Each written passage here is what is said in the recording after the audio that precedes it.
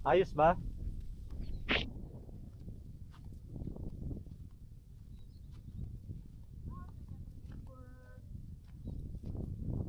Pagod na kayo? Hindi, tumigil ako, pinagbibilang ako. Oo. Binibilang mo tong steps. Ito din sa kitratay ako 30. Wala dyan sa may bato. Oo. Sige, tingnan natin kung matatapos mo yan. 30. 1.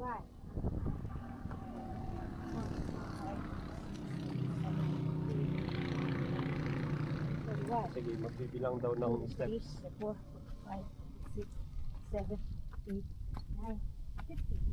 1, 2, 3, 4, 5, 6, 7, 8, 9, 10. Ay no, Cagayan River. Isang ganda ng mga puntok dito.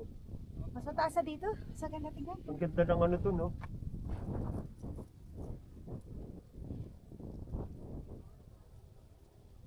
Dito.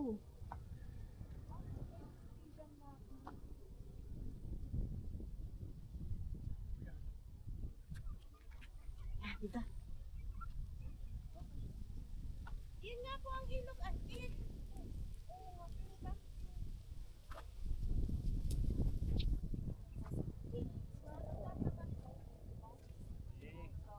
Siyempre pagka nadaan sa tumatama sa bato na yan.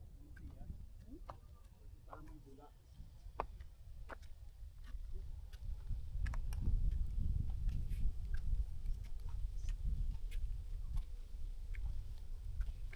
Ito ang 1,000 steps. Siguro pa kaya yung ano, landingan na yun na ano, pang tora-tora lang. Okay, sandaan na dito. Oh. Kuhanan mo ako, ma. Dapat dun ka sa ano? Saan? Dun sa ano niya? Steps? Oo. Diyan na.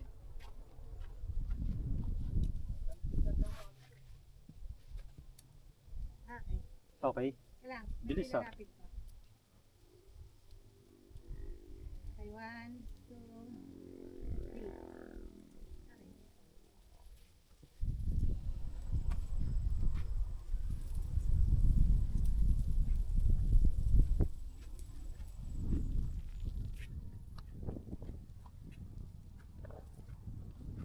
O, mula dito sa hagdan. Okay lang, steps ka na. Hindi, 100 ano dito? 120.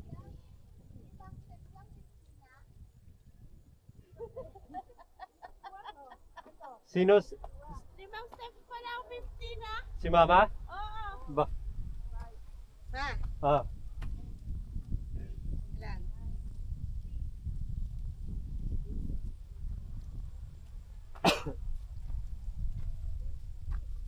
Aba, walang hinto-hinto, te. Diretso lang. Di pwede. Napakaganda niya pala. Talaga. Overlooking, no? Ano, parang Marlboro Country. Kaya pa, ma? Oo. Pero binibilang? Nakakalimutan ko. Hindi siya mahirap akyatin. Oo. Mahirap sa lubuhan.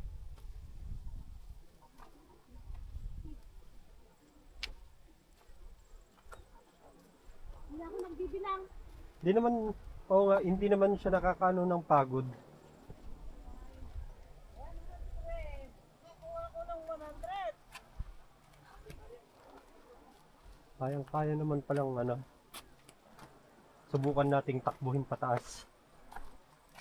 1, 2, 3, 4, 5, 6, 7, Dito masarap mag-practice ng jogging.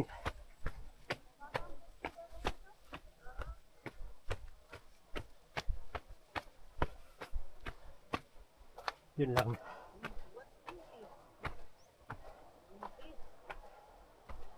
Kahingal.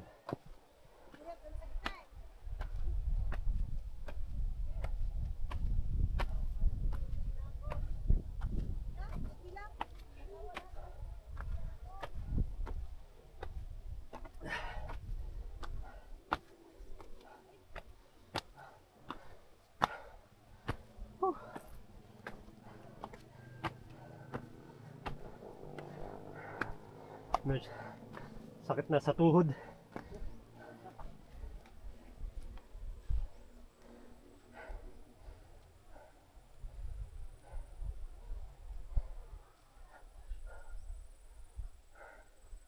Ang ganda ng view dito. Oh!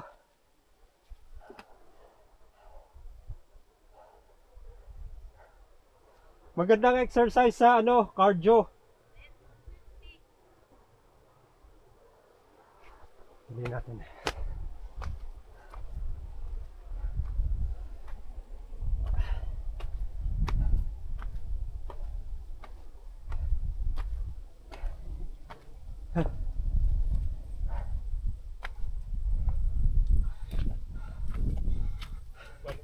Okay, tutin pa na yan.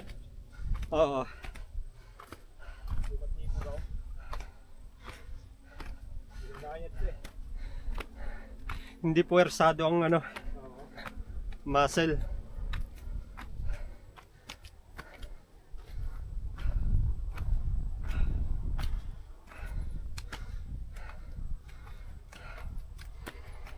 Exercise.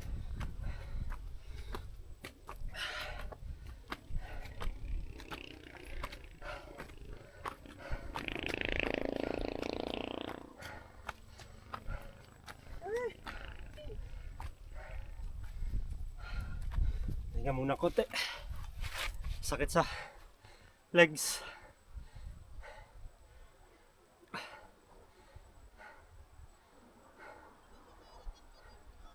Ito yung na. Nagbayad ka para magpagod.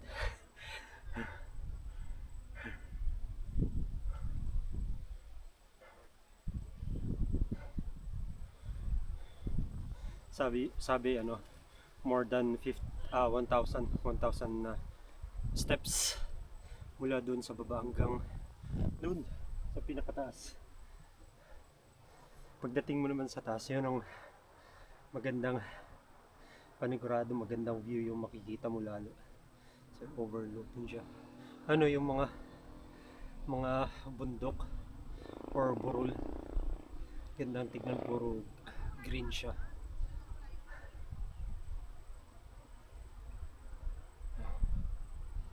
Yung mga kasama namin nasa baba.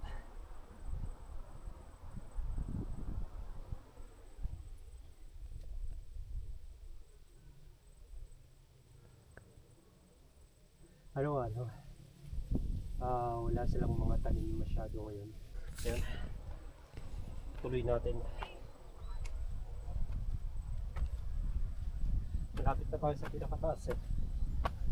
Kaya daw tinawag na landingan to kasi dati daw dito lumalanding daw talaga. Yan yung dyan sa baba, yung flat na yan. Yan daw lumalanding yung mga tora-tora, mga missionaries na pumupunta dito, kaya tinawag na landingan.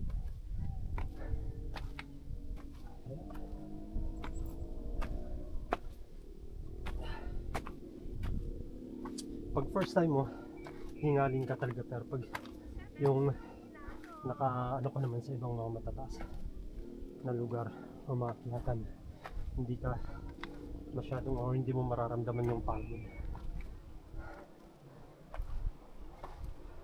Kasi may maaraw siya pero hindi naman ganun kainit kasi mahangin siya, so nakakatulong din yun. So yun, dito na tayo sa pinakataas.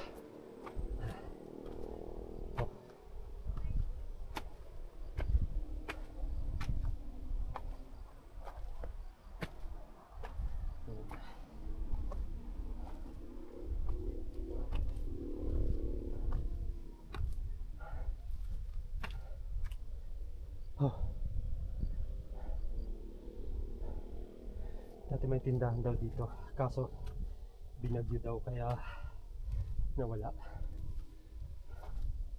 So make sure na pag napapagod kayo, magdala kayo ng tubig, magbaon kayo ng tubig, bottle of water para may minom kayo kung nauwaw kayo, hinihingal kayo.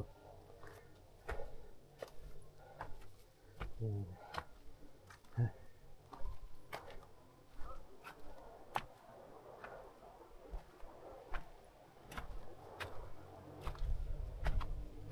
Ito na yung tuktok.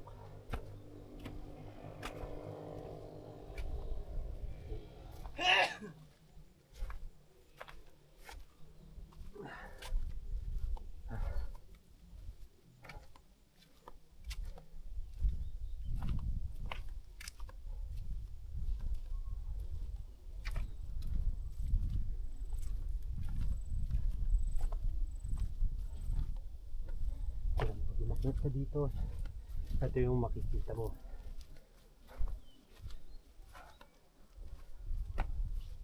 Yung makikita mo din sa kabila. Mga bundok-bundok din.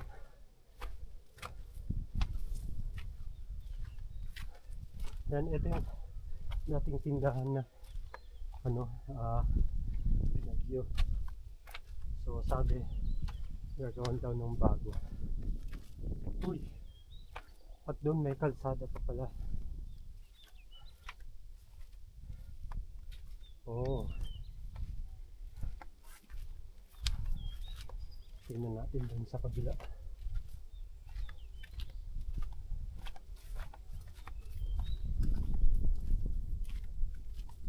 Sarap ng hangin. Malamig. Kaya kahit yung araw medyo tirik, malamig pa rin sa pakiramdam, malamig sa balat dahil mahangin siya.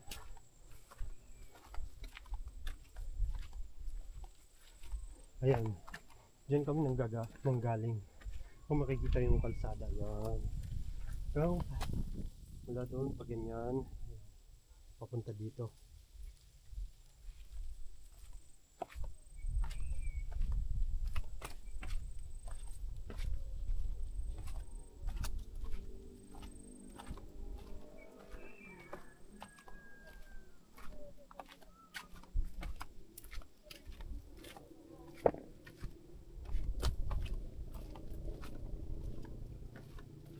Ayun, medyo masukal na dito, mukhang hindi masyadong napupuntahan.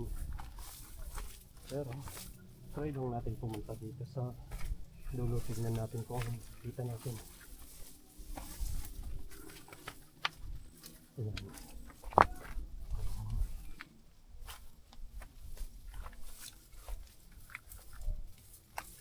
Ayan, so yan yung kalsada sa kabila. Sabi papuntang kabilang barangay daw yun, may barangay daw dyan. So siguro itong kalsada doon sa kabila ang daan. So balik tayo, wala na akong makikita dito eh.